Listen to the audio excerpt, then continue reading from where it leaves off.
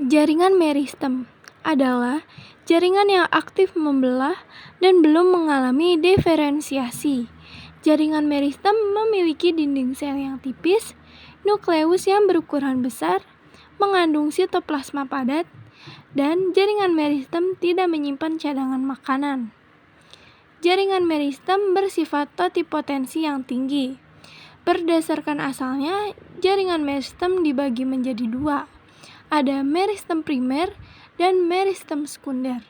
Dan berdasarkan letaknya, jaringan meristem terbagi menjadi tiga. Ada meristem apikal, meristem interkalar, dan meristem lateral. Jaringan dewasa ialah jaringan yang selnya sudah berhenti membelah dan mengalami diferensiasi. Berdasarkan fungsinya, jaringan dewasa terbagi menjadi 4, yaitu jaringan pelindung, jaringan dasar, jaringan penguat, dan jaringan pengangkut. Jaringan pelindung terbagi menjadi 2, yakni jaringan epidermis dan jaringan gabus. Jaringan dasar terbagi 1, yakni jaringan parenkim. Jaringan penguat terbagi 2, yaitu jaringan kolenkim dan jaringan sklerenkim. Jaringan pengangkut terbagi 2, yakni jaringan xilem dan jaringan floem. Jaringan pelindung terdiri dari jaringan epidermis dan jaringan gabus. Jaringan epidermis terletak paling luar menutupi permukaan tumbuh-tumbuhan, terdiri atas satu lapis sel yang tersusun rapat. Selnya merupakan sel hidup tanpa klorofil. Sel epidermis dapat berkembang menjadi alat tambahan yang disebut derivat epidermis, berfungsi sebagai pelindung, menyerap air dan mineral, mengekstraksikan lapisan lilin yang bisa mencegah evaporasi pada batang dan daun. Jaringan gabus terdiri dari peridermis dan endodermis, berfungsi sebagai pelindung menggantikan epidermis yang sudah rusak menebal. Jaringan dasar terdiri dari jaringan parenkim. Jaringan parenkim terletak hampir di semua bagian tumbuhan. Sel penyusun renggang terdapat antar ruang sel yang berguna untuk pertukaran gas, dinding sel tipis, dan vakuola besar untuk cadangan makanan. Berdasarkan fungsinya, jaringan parenkim berfungsi melakukan fotosintesis. Terdapat pada bagian tumbuhan yang berwarna hijau yang mengandung klorofil, dan terdapat pada alat pengapung tumbuhan hidrofit seperti eceng gondok. Berdasarkan bentuknya, parenkim terbagi menjadi 4, yaitu parenkim palisade, parenkim bunga karang, parenkim bintang, dan parenkim lipatan. Jaringan penguat adalah jaringan yang menunjang bentuk tubuh tumbuhan. Selnya kuat dan tebal serta telah mengalami spesialisasi. Fungsinya: 1. Sebagai penegak dan penguat daun. 2. Melindungi embrio biji. Dan 3. Melindungi tumbuhan dari gangguan mekanis.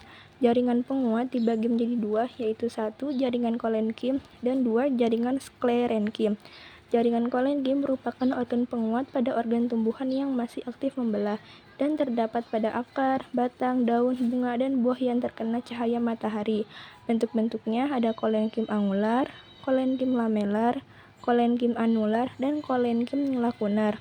2. Jaringan sklerenkim merupakan jaringan penguat pada organ tumbuhan yang telah berhenti membelah dan tidak mengalami pertumbuhan, dan terjadi penebalan merata di seluruh dinding sel yang merupakan sel mati. Jaringan pengangkut yaitu xilem dan floem. Xilem berperan mengangkut air dan zat hara dari akar ke daun. Sel tersusun atas sel yang sudah mati dengan dinding sekunder yang tebal dan tersusun atas lignin. Terdiri dari unsur trakea, dan trakeid, serabut xilem, parenkim xilem. Floem terdiri atas sel hidup dan sel mati yang meliputi unsur-unsur kibral, sel penggiring, sel albumin. Parenkim floem, serabut floem, berfungsi untuk mengangkat zat makanan hasil fotosintesis ke seluruh bagian tubuh-tumbuhan. Tempat penyimpanan zat organik menjunjung pertumbuhan tumbuhan. Susunan penyusun xilem, unsur trakeal, serabut xilem, parenkim xilem.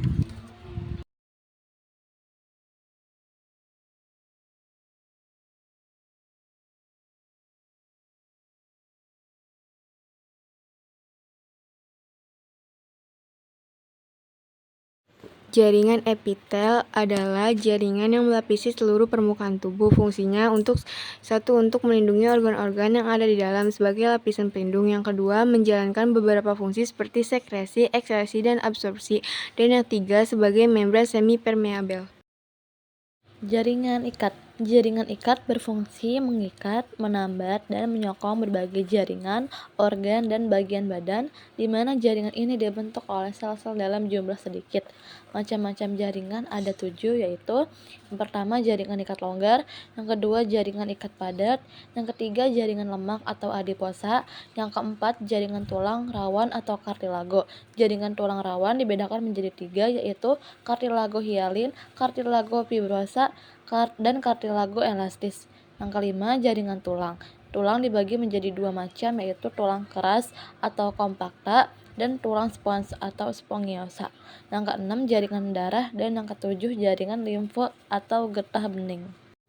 Jaringan otot. Jaringan otot mempunyai fungsi melakukan pergerakan pada berbagai bagian tubuh. Ada 3 macam jaringan otot, yaitu pertama, otot polos yang berfungsi memberikan gerak tak sadar pada organ dalam. Kedua, otot lurik yang berfungsi untuk memberi gerak sadar. Ketiga, otot jantung yang berfungsi memberi gerak tak sadar pada jantung untuk berkontraksi dan berelaksasi. Jaringan saraf tersusun oleh sel-sel saraf yang disebut neuron. Neuron memiliki struktur yang bercabang-cabang. Sebuah sel saraf terdiri atas 1 dendrit, yaitu penjuluran plasma yang membawa rangsang masuk ke badan sel dan akson. 2 badan sel, yaitu bagian sel saraf yang mengandung inti nukleus dengan nukleolus di tengahnya. 3 neurit atau akson, yaitu penjuluran plasma yang membawa rangsang keluar badan sel. Neurit memiliki selubung yang terdiri dari selubung mielin dan selubung neurilema. Selubung mielin merupakan selubung yang langsung membungkus neurit, yang berfungsi sebagai isolator dan sebagai nutritif terhadap neurit. Yang kedua ada selubung neurilema, yaitu terdiri dari sel-sel Schwann yang menghasilkan mielin dan berfungsi dalam generasi neurit dan dendrit yang rusak.